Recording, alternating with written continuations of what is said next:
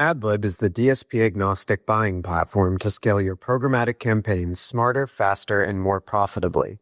AdLib helps independent agencies and marketers deliver premium programmatic performance without the complexity, cost, or overhead of traditional DSPs. Their platform provides the tools, data, and automation to run enterprise-quality campaigns, from CTV and audio to geofencing and YouTube, all under one roof with zero trafficking headaches. Plus, they're not just a platform, they're your growth partner. The AdLib team helps you win new business, expand budgets, and deliver measurable ROI that keeps clients coming back. It's time to unlock programmatic. Join leading marketers worldwide who are using AdLib to deliver more campaigns with better results. Check out getadlib.com. Hey guys, it's Eric. Welcome to Open Market. This is going to be a great episode with Jeremy Bloom of Marketecture. Before we get started, quick disclosure, my fund, Aperium, is an investor in Marketecture, and I am the co-host of the Marketecture pod. With that, let's get into it. It's going to be a great episode. Welcome to Open Market, a podcast about building companies in the advertising industry. I'm joined by Eric Franchi and the CEO of Marketecture, Jeremy Bloom. How are you, Jeremy? Oh, hello, Joe. Oh, hello, Eric. I'm great. I'm so excited. I want this man promos in his sleep. He never rests. I don't. My middle name is commercialization. One of my favorite movies growing up was Spaceballs. It still is. I'm excited for the sequel, and very happy that Mel Brooks is still alive. But when I saw Yogurt, who was supposed to be Yoda, who was Mel Brooks at the time, talking about merchandise, it really sat with me for many, many years.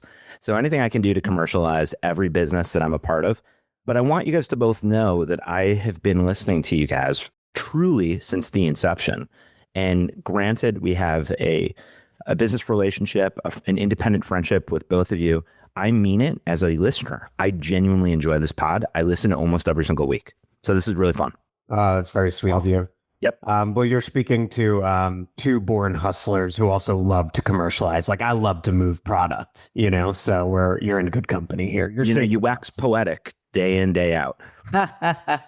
Exactly. So, Jeremy, you were a senior operator in Adtech. You've been in the space for a couple decades. And then you made a move that few have, and you moved to the media side and became the CEO of Marketecture.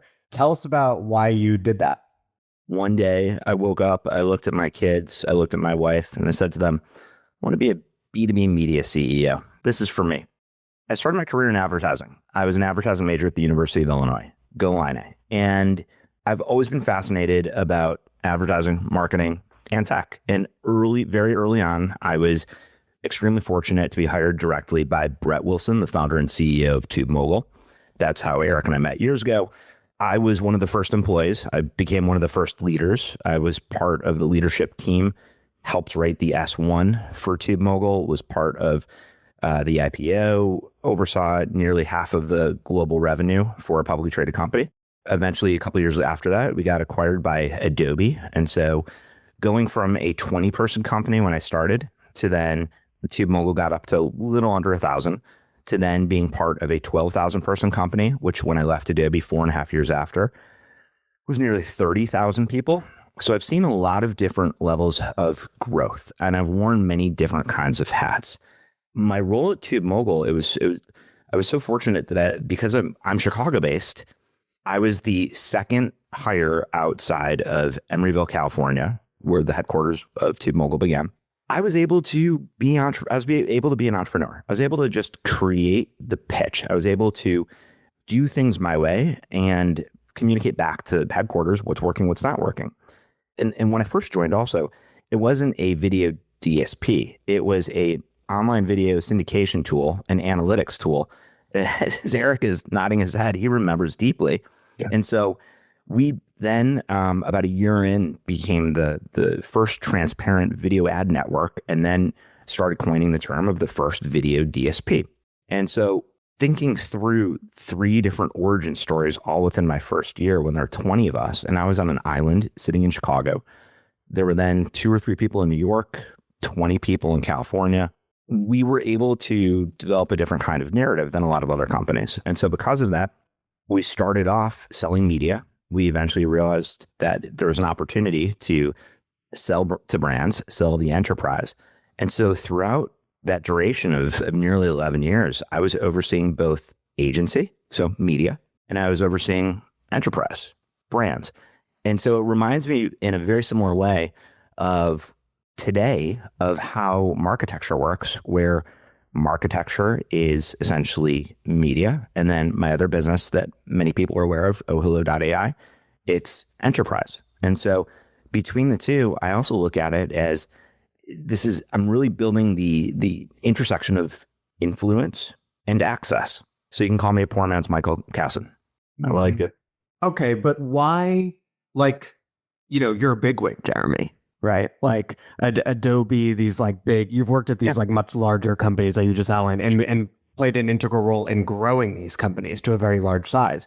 Marketecture, which near and dear to my heart, I relate, right? As the owner of a small communications agency, like this is like, a small outfit, a startup, like very different environment, right? And so what do you see sort of in the media landscape in general, but then as it relates to like advertising that made you be like, I want to go on the media side. And also I want to go on this ride of like taking this company that was achieving a certain degree of success and traction, but also still relatively early on. And I want to like see it through. Yeah. So I pride myself on honesty, transparency, humility, vulnerability. And the reason I'm using all those terms, it embodies who I am. I've always been the same person. I left Adobe. I went to a startup that Eric is one of Eric's portfolio companies for a couple of years. I had a chief commercial officer, co-founder credit, and then we mutually decided to make a pivot. And I realized in my low 40s, joining a startup that was at that point 8 people, if I was going to take a bet on someone, I'm going to take a bet on myself. And so during that process and in my 20s, I had other startups that I was building. And I developed an SMB that I never talk about on the side. And then I realized, I'm like, oh, all right, I got this. I really have this. From there, I then really understood and acknowledged that during the pandemic and even coming out of the pandemic, there was such a lack of just community. Advertising and marketing were getting shit on nonstop. And I'm an optimist. I'm a serial optimist. I have a very realistic lens into how the world works. I'm sarcastic, but I wanted to help lift people up. And so when I started creating Oh Hello for the first year, I went and made almost $0 for the first year of my life. I went from being towards the very top of the food chain, not at the top, but very close to it. And I realized I'm like, shit, I want to just start over. I want to do this myself. I want to be able to build. I believe in building an opportunity for community. And so on the Marketecture side, the way it all really unraveled, and this is what a lot of people don't know, and this is why I'm happy to tell the story to you guys and to the audience. I wasn't, when I was started off for Oh Hello, I was just like teetering and just trying to figure things out. And so I reached out to my friend behind AdTechGod, and I realized I'm creating a lot of content for Oh Hello. I'm talking about mentorship. I'm talking about access. I'm talking about community. You have developed something on Twitter. We have an opportunity to really change the game for advertising and marketing because a lot of people want to be lifted up. There's been so much people punching down. And so the two of us decided to create simply a video series that we called at the time the AdTech Forum. We wanted it to be the advertising forum, but with AdTechGod, our backgrounds being more ad tech focused, we thought this is a good way to innovate and change the ecosystem. So we started building it. It was a video series that we still have called the Advertising Forum, which is one part of our house of brands. And from there, we were working with a bunch of different companies, and I had met Ari several times over the years, and he and I were doing a catch up. And the person behind AdTechGod also knew Ari, and Ari's like, what the hell are you guys doing over there? Like, you guys are everywhere on LinkedIn. I see you everywhere on X. Everyone's talking about this. And we created just essentially a modern day version of an Adult Swim or Late Night with Conan O'Brien and Andy Richter themed variety show with a bunch of execs in the advertising, marketing, media ecosystem. So from there, Ari basically said to us, is like, I want to buy you. And that laugh right there, Joe. So that I had the same kind of laugh of like, yeah, buy me. I could picture Ari saying that. Joe, those were Ari's exact words. We jumped on a Zoom. He's like, I want to buy you. And I'm like, well, let's talk through this. And what we negotiated was, this isn't a buyout. This is a true merge. So in the several months that we created our business, we were moving so fast and the revenue was so fast. We created like this triangulated bar stool where Ari is such a genius as a product lead, as an executive, as an operator. The person behind AdTechGod is so smart at creating a community and being a hype machine, because everyone wanted to get behind the idea of who is AdTechGod. And then where I come in, merchandise. So truly, in a humble way, I was essentially, I'm like, I'll wear the sales hat, I'll wear the partnership hat, I'll wear any hat I need. I'll jump in front of a camera. I was never the kind of person, besides from maybe when I was 8 years old, to jump in front of a camera. And so it just has become fun. And so really, to go back to the question itself, Joe, why and how, we collectively realized that the three of us have an opportunity to change the game within our industry, because everyone was doing the same old stuff for a decade and a half. We wanted to be able to innovate. To me, and obviously this will be familiar to you and other listeners of the show, like, you guys are representative of a much broader shift in media and communications, right? It's the shift from traditional media written by, reporters, to a media driven by what I might call like evangelists or operators, basically practitioner and founder led media, right? And so Ari is obviously at the center of Marketecture as someone who built an ad tech company, worked at Google, and has like that deep product informed take on what's going on in the ecosystem. But then he's built around him, and you guys have built this sort of network of people who all have like deep operating experience in the advertising industry. And I think Marketecture has emerged within the advertising media ecosystem as the number one platform for, what we might call the new media. How do you think about that? I think you're right. The simplicity of your hypothesis is that we believe that being real and being authentic and using our voices of experience and expertise provides a lot more credibility than polish. So I would rather be real. I would rather talk through my personal experiences, have our collective networks, up and comers, execs that have been in the rooms. We would rather have them real talk than just have a journalistic approach. There's a lot changing in our world on a macro level and on a micro level. The B2B influence is real, and a lot of folks don't have the ability to really come out of their shells within their companies. And so we're doing God's work. We're doing AdTech God's work. I say that in jest because we have the opportunity to help people really just tell their stories. And I also just think that neutrality is just really, really dull. I think not having a take.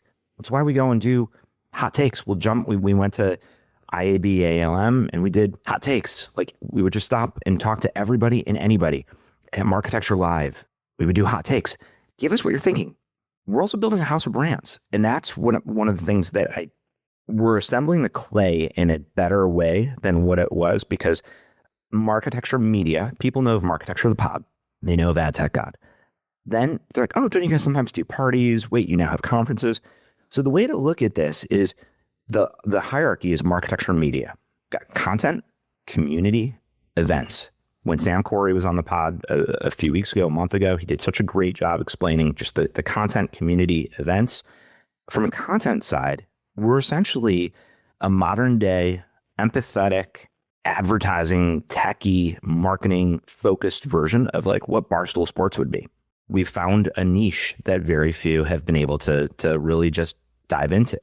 Except at the same time, we don't want to be the bro-y component of a Barstool Sports. We don't want to have that. We want to be inclusive. So it's very important to us that we partner with other platforms, other groups, have a better synergistic level of community, period. I was going to ask, what do legacy trade pubs not get or not do well in this era? And maybe you answered the question a minute ago, which is because this is, primarily like people that are building and doing the hot takes might be the difference, right, between the new and the old, and the operator and the journo. Is there anything else you think that, like, ad tech media legacy trades don't get about where this world is going? That's a great question. I would not just call it ad tech. I would just call it the latter of what you said specifically, or I suppose the former of what you said, Eric, of just the trades, period. We give the mic to the people. We give the mic to the community. We are all building this together. We're all raising each other's profiles. We're all building each other's companies. We're building each other's as brands. What the trade industry hasn't done right, it's so just stodgy and sport coats, and like, just be real. Just talk to people. We all hibernated for several years. We're back at it. There's so much innovation, so much taking place. Something that's really important to us is being able to just be open, be transparent, and realize that this industry isn't just zeros and ones. It's not just pixels. And most people care about their careers. They care about how to evangelize. They care about how to ascend. They care about what's next. And so what's really important to us at Marketecture is that we're providing different voices, but the same truth, so to speak. When we talk about content, community, and events, part of the reason we have content is we have video series, we have podcasts, we have newsletters, and we want to essentially, one of our brands is the brand forum. We realized that we don't want to just have ad tech folks talk to ad tech. I was catching up with Josh Plow about a year and a half ago.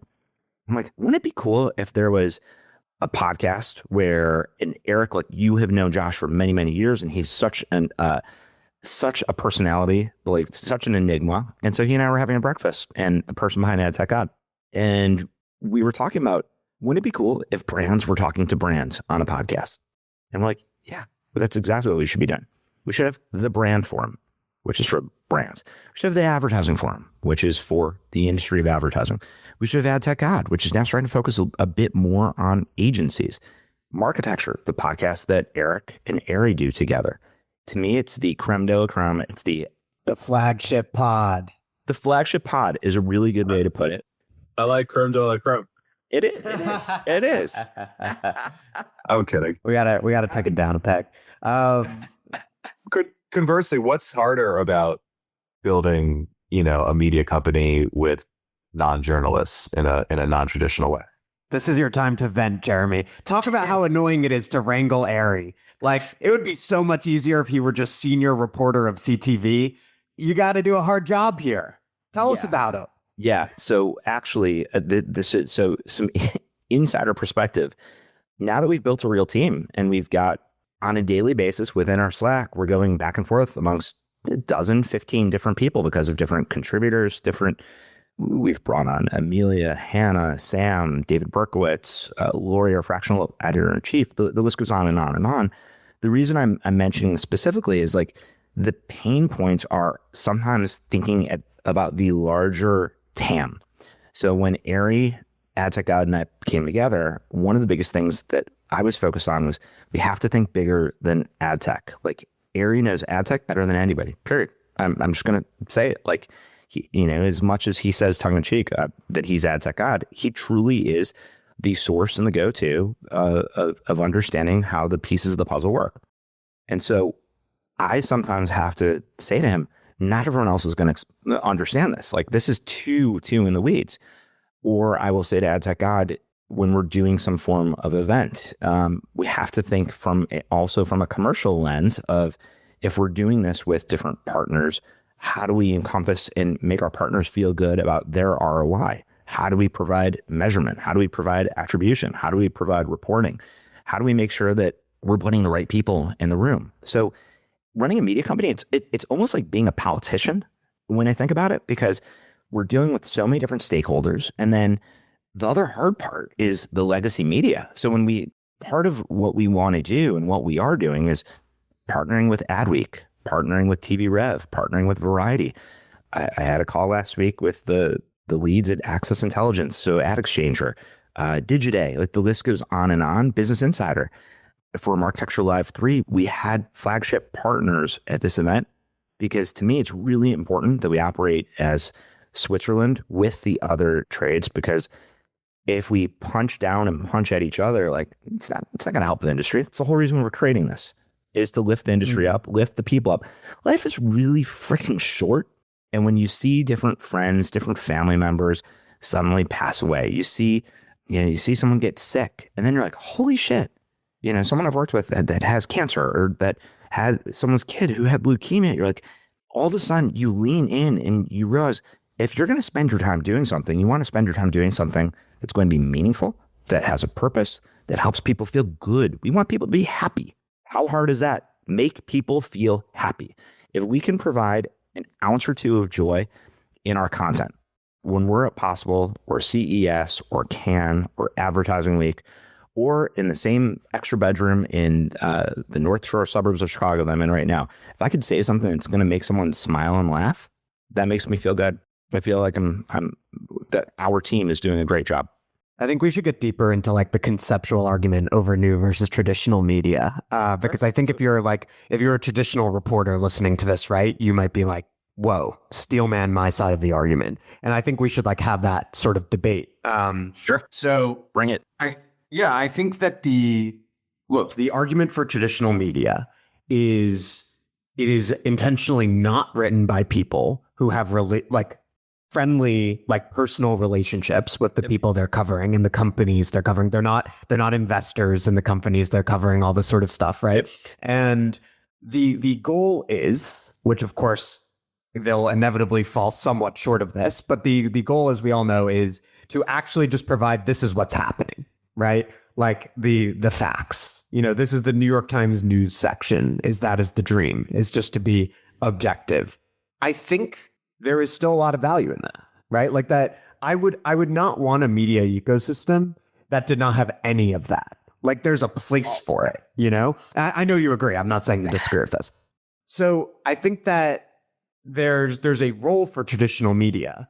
I think there are a couple issues. One is that many people in any industry, advertising is just part of the pattern, it's not an exception, would feel that the trade media doesn't necessarily nail that, right? And so they might feel that it's unduly snarky or adversarial, or that it just isn't getting it right?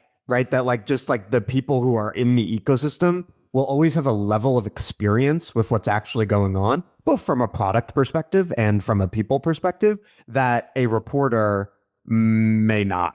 So that like there's a critique of the success of that objectivity model. But then I think, Jeremy, you hit on another thing that's really important, which is just like, what do consumers want? Like someone out there needs to read and like listen to this media product. And I think what we've seen across all sectors in the last like 10 plus years is if you give people the choice, regardless of what is right or wrong, people want perspective. They want the experience of someone like Ari, and they also want like a take. Like you think about politics, like people gravitate much more toward, for better or worse, left or right of center commentators than they do to just like the view from nowhere, this is what's happening. And so I think it's a combination of like, is the objective model achieving its stated outcomes? And then two, what do consumers actually enjoy? And that's where you get this sort of competition between traditional and new media. And there's a case for both, but I think it's clear why the direction tends to be more toward the founder-led, practitioner-led media. I love hearing you speak so eloquently. To be clear, what is the specific question, though? Because I agree with what you're saying. It's not a debate. I agree about the importance and the objectivity of having traditional media. I think about how consumers engage in media. So I have been passionate. Every book behind me, everything I read in podcasts I listen to, it has a lot to do with the psychographics, socioeconomics, the impact of behavior, the impact of the effect of advertising, the effect of the spoken word.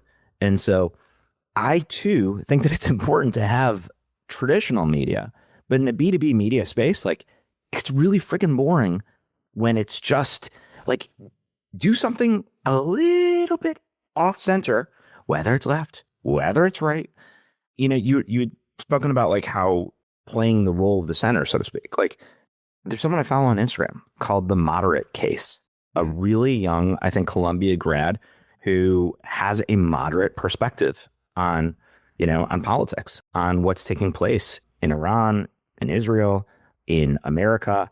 And you don't hear very many moderate takes anymore. And so the reason like I've been engaging and listening to something like this is, this is different. It's not so polarizing left. It's not so polarizing right, where the extremism that comes out from the left and the extremism that comes out to the right, they're almost high-fiving each other because they're cut from such a similar cloth of passion and sometimes just lack of how we all engage in content. So I think that goes back to what you said is like, you're either going to identify with something so far one way or so far the other way. It's the way, and we know this better than most, of how our industry and how the social aspect of our industry has essentially created a monetization flywheel that impacts how all of us engage with online video, engage with podcasts, engage with newsletters.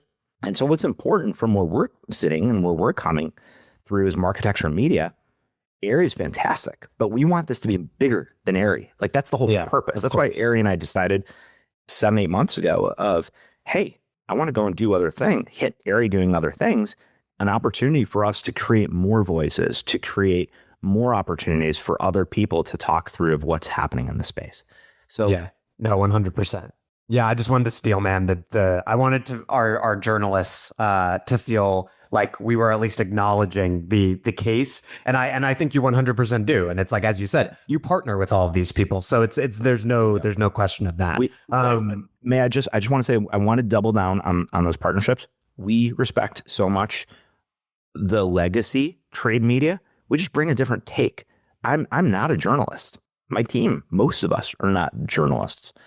We are providing a level of access and communication that is different than your legacy media company.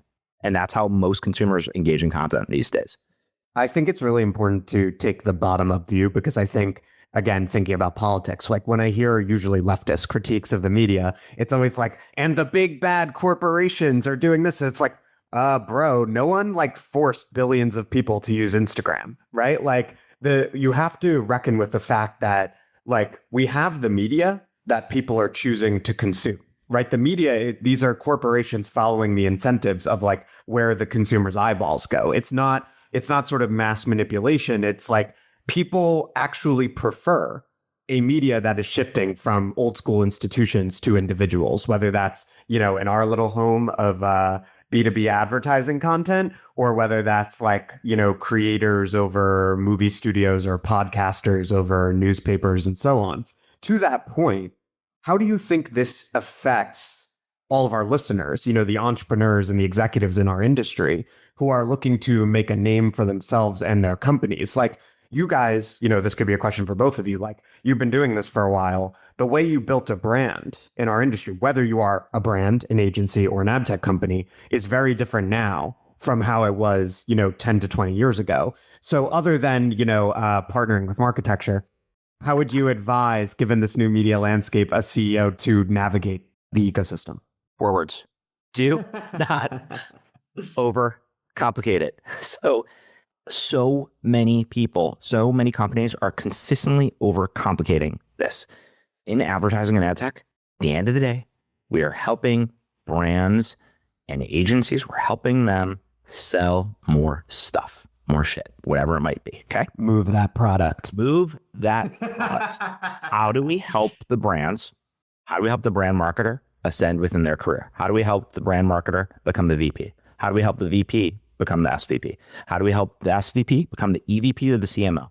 It's that simple. And I think so many people get so tied up in the nuts and bolts on a micro level of, and I respect this, but like talking about every detail of ad CP, the debates of what's taking place between IAB Tech Lab versus Box Take, like, which is great for Marketecture. And we eat that up. But I think it's really, really important for the CEOs and leaders that are listening to this. Know your product, know your audience, but know who you're trying to reach. At the end of the day, like, just make it stupid simple. In one sentence or less, what do you do? How are you helping people? What is your core differentiator? Joe, you and Eric have talked about this before. Companies that realize, like, every 7 years, they decide to make a pivot. And, they started off in mobile and they're like, I'm going to get into CTV. And they need to, like, figure out how they're going to go through this osmosis or morph themselves into now a CTV player. To me, it's just like, what's the simplicity? So, like, companies that are doing it great, like, these are also partners. So I want to be very clear when I say this, but as a consumer in this space, like, I think Vibe, the way that they message, people understand what it is. Tatari, people understand what it is. I think from a DSP perspective, I think Viance, the way that they message, they do a great job understanding what PayPal is creating. Like, they do an awesome job for PayPal ads. The reason I'm saying this is, like, it's really simple in their messaging. Those that are still stuck in identity and targeting or attribution, and they're using too many gobbledygook terms and phrases when they're going back and forth with ChatGPT or Claude and trying to figure out, like, how is my ICP going to engage with this term versus that term? No, just ask your customers. How do they view you? It's that easy. People don't ask for feedback. I think executives, CEOs need to talk to their clients. Eric, you were a very successful founder and CEO. You're also a very successful GP of a well-respected venture capital firm. You ask on. You're handsome and you're smart. You're also one of the few people that I would say could absolutely take me down in a fight. And I rarely say that because I've got a lot of chutzpah. But he also has a great jacket on today. I realize I like this jacket. He's got that varsity blues. He's got that varsity blues look right now. But Eric, like, think about it. I guarantee I see you, and anytime I see you, you are talking to people. And you are the kind of person that asks questions and you just take it all in. I think it's really important for whether you're an up and coming CEO or if you're an established CEO that's been doing this for a couple decades, you need to just shut your mouth and listen. That's the problem. Most people don't listen, or they hire a bunch of folks around them that are yes people that simply just tell them exactly what they want to hear. And that tends to be a big, big problem in this industry. Some people are just too insular where they don't listen to the market's feedback on some of their differentiation.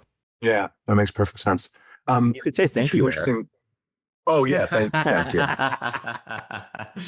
Thank you. That was very nice. Yep. Marketecture is unique because you are across a lot of direct channels like Slack and email and pods and the web presences, but then you're also across seemingly every social channel, the B2B centric ones like LinkedIn and X, but also like borderline B2C or actual B2C like TikTok and IG. How do you think about like what each is good for and where to focus? Because you're everywhere. So I got to imagine like there's, a strategy behind it. This question is fantastic. We talk about this very often because we move so fast. There's a lot of frenetic energy amongst our team. We are, for this exact reason, as we grow and we have growing pains, we're bringing on a director of marketing who we just put out an offer. That person will be starting very soon because we need to do, even though outside looking in, thank you, we're doing well. We need to be more purposeful about each channel, about each vehicle, because we've gotten to the point of like, we're well respected, we're moving fast, but we want to be purposeful in the way that we message amongst our house of brands, each individual brand. We want to be very careful and delicate how that brand comes off. So something that we've done specifically is we're very community focused with AIMG, so the AI Marketers Guild. We acquired David Berkowitz's two communities, AIMG and Serial Marketers, last year. We've been growing those tremendously. And then we've been growing AdTechGod, which is homegrown through the acquisition a couple of years back. Then when it comes to those particular communities, we haven't, the two communities of Serial Marketers and AIMG, there are a lot of marketers in those communities. There are a lot of really sharp, respectable folks that we don't want to make them feel like they are necessarily just being marketed to. We want to create a community for them where they feel safe. There aren't too many places where marketers can feel safe. the brand forum with the pod that Josh and I do specifically, we are very focused on LinkedIn because we want to make sure, and all of Marketecture Media as a whole, LinkedIn, it's B2B. Like we all are on LinkedIn on a daily basis. We all are, like, you can tell the activity. You can see it has such a different level of engagement, interactivity, and brand building than it did 4 or 5 years ago. I think people have realized that, like, oh, wow, I don't have to feel nervous about every single time I'm going to make a post on LinkedIn. You asked specifically about each line of business and how we think about different media. So something that we're doing at Marketecture.tv, which is our legacy. When Aerie started Marketecture as a whole, Marketecture.tv was long-form ad tech based interviews. So the TAM for that alone isn't that large, as the three of us know when we think about product-focused long-form interviews. And we were using Marketecture.tv, and then we realized we had to create Marketecture Media at the top of the funnel so people understand all of our assets between content, community, and events. We haven't even talked much about Marketecture Live, which has become our flagship conference. What we're developing with Marketecture.tv as we speak is it's going to house all of our content. When Aerie's not in his chairman role, he's able to vibe code all day long when he's not taking other meetings. And so he's building out a repository of all of our content. When it comes to the socials, we realize that there's a level of engagement that is so important where we engage with our community, because we are nothing without the people that engage with the content we create. Absolutely nothing. Speaking of ML3, which was just like 2 weeks ago, by the way, feels like it was a long time ago. And the people, you're coming off of, I mean, a wildly successful event, 2 days, 1,000 people, Jeff Green, Lance Armstrong, like NFL. It was incredible. What are your learnings from the event? What are you most excited about going forward? And is it possible to like do better, go bigger? The event itself, the 2-day event, was fantastic. So as you mentioned, those folks, but then also Sophia Colucci, the CMO of Molson Coors, Allison Felix, the most decorated Olympian in the US, having the chief experience officer of Weight Watchers, the CMO of the NFL, having Jeff Green close it down with Aerie, and Jeff, especially obviously with everything taking place with the trade desk over the past half a year or so. It says a lot about what we're building and who the trade desk, one of the top companies in our space, if they're willing to engage with us, they realize the level of authenticity and approach that we take. And we also want to make sure that it goes back to community. So you asked what we learned. We learned how important it is for our community to come together. We realized, because this was number 3, and you have been part of all of it. Also, the startup competition is just freaking awesome. Like, I love watching it. It is just, it's amazing seeing the next generation or these innovative companies come up and pitch. It's fun for everybody. It's fun for the audience to also engage with the content. Specifically, the learnings were just, it's really hard to pull off this kind of event. It's not as easy as it seems, but people are yearning for something new, something innovative. They're yearning to be in person because so many folks work everywhere. We're not all going to the same office as we may have years ago. People aren't just going to Midtown or River North or the West Loop or Santa Monica or Silicon Valley. We're working everywhere. And so what's really important is that if people are going to say, hey, I'm going to double down, I'm going to send my team to this conference so they can A, network, B, be involved with amazing content, and then C, it's also really important to have a diversity of content. So we brought on Zach Rogers, who was legacy ad exchanger for a decade, to help us put together this amazing content. Can we do it bigger? Can we? Yes. Are we going to in the short term? No. The reason I say that is that we don't want this to be a 5,000 or 10,000 person event, because then it loses that level of intimacy. It loses that level of like, this is cool. I went to Marketecture. Yeah, I agree. Totally agree. The builder and doer community is very, very hard to go from 1,000 to 5,000. You will not have just builders and doers in the room if you do that. Yeah. And then in addition, we haven't announced it. We're going to do something in the early fall in September. So everyone be prepared. We almost got a scoop, Joe. We almost got one. I'm going to give you a half scoop. We'll call this like Marketecture Live 3 1/3. We're figuring out what we're going to call this specifically, but we're going to take it on the road. So that's part of it too, is the first 3 were in Manhattan. We want to go elsewhere. We want our community and those that love what we're building to engage. And we also want to bring on new people. We want to bring on new faces. So taking it to other cities is something that is very top of mind. So we might be going somewhere else in September. We'll just put it that way. Jeremy, like any successful CEO, like any successful organization, you can attract followers and you can attract some haters and people that start stuff. And you and Marketecture have been on the receiving end, bizarrely, of this. Maybe I say bizarrely because I'm you're kind of part of the team. And you've faced it head on, and it's been really impressive. Talk about this. Ooh, all right.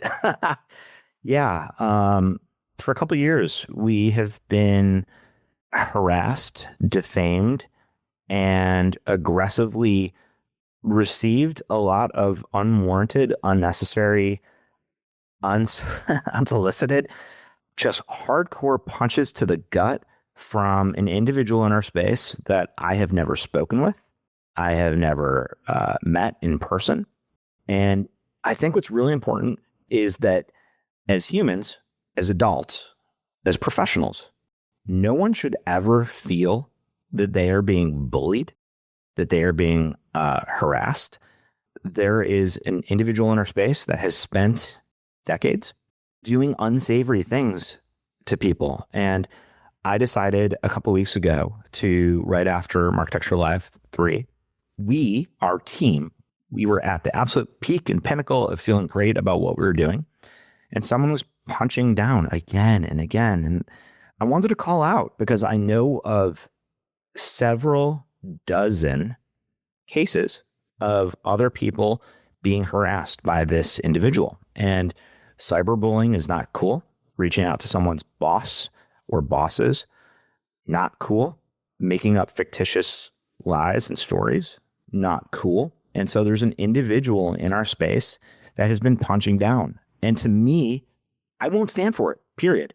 Like I'm done. Someone needs to stand up to the bully. And I've never let a bully me throughout my life. And I don't like seeing anyone tear apart good people. And I think it's vital that we as a community work as a team. Collaboration is more important than anything else in business. If you can't collaborate and if you're not communicating, then what are we all doing? Like we're all just on our own island. So it was really important that we work together and we collaborate with the other trade media organizations, the other independents, and we all let each other know specifically about like, hey, there's someone who's hating on a lot of us. Those that throw grenades and run back to their cave, so to speak, let's just put them back in their cave. We don't need to continue to give light to these kinds of organizations or people. I'll just add one note to that, which is, as someone who has also been defamed by this person, to me, like whenever, as Eric said, whenever you achieve a certain level of success, there are always going to be crazy people, right? Who say, it is going to hate. Yeah, there are going to be crazy people who say crazy things. Okay, I can live with that. What I have found more mind-boggling throughout this debacle, and I think Jeremy's actually been very nice about it here, is people I really respect otherwise who know of that behavior and nevertheless continue to amplify and engage that person who is defaming their colleagues, right? Like, yes, please, this is just an open request. Please don't do that. Don't do that. I'll stop being nice. I'll stop being, if someone's being the jerk, don't give them attention. Like, end of story.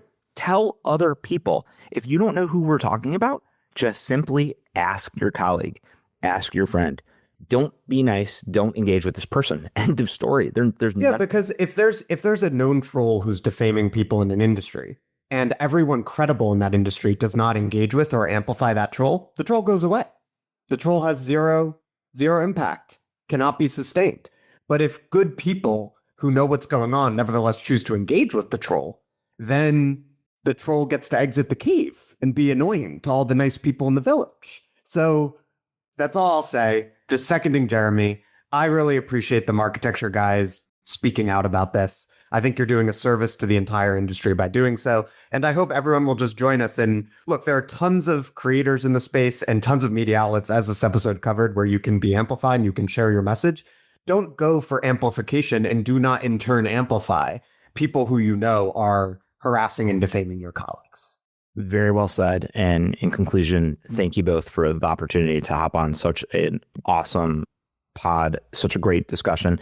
You guys have both done such a fantastic job of creating your own brand within this industry. We are all our own brands. Joe, you are such a young up-and-comer who I want you to know, I want your listeners to know. We appreciate and respect what you do so much because you just get it. You listen, you read, you observe, and then you think through in an eloquent way how to simplify this industry. And it's really refreshing when new blood comes in versus Eric and I have been in this industry longer and you are able to grasp it so well. So kudos to you. Kudos to your team at Sharp Pen. You guys are crushing it. We really enjoy the partnership that we have. And also to the listeners for Aperium, just seeing Aperium grow over the past at least 7 years that I've been aware of. Eric, you and Josie, your other Josie, are just absolutely crushing it. And your team, the level of growth and innovation amongst your LPs, amongst the different portfolio companies that you are doubling down on. I just have so much respect of your passion and love for this industry because you've been an operator and you understand how to do this. It just says a lot. So I just appreciate what you do. Thank you. Thank you very much. And well said on your words about Zappa. We should end this here. Jeremy, you've been awesome. Can't wait for Marketecture 33 and a third and everything else you got going on. Thank you for coming on, man. Thank you. Thanks, guys. Thank you. See you next week, everybody. Oh, goodbye.